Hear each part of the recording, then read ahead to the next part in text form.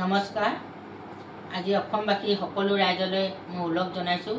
তাতে আমি সকলো জাজলীখিনি লগ লাগি এটি বিহুগীত গাওঁ বুলি ভাবিছোঁ আৰু তাতে যদি কিবা এটা ভুল ভ্ৰান্তি হয় অসমবাসী ৰাইজে আমাক ক্ষমা কৰি দিব।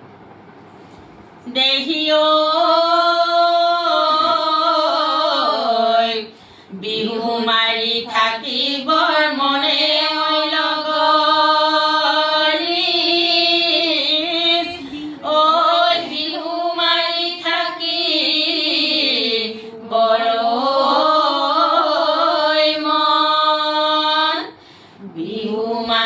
ঠাকুতে পলুৱাই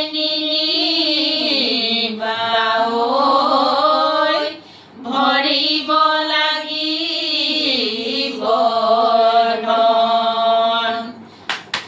চৰায়ে তুলিলে নৈ কিনাৰৰ কহুৱা বতাহ ঠালে জালে চকুৰি পোৱালি নৈ কিনাৰৰ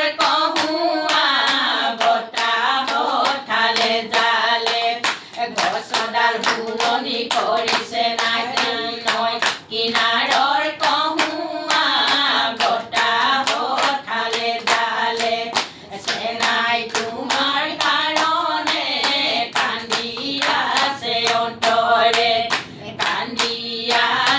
অন্তৰে চকুলো মোৰ বাগৰে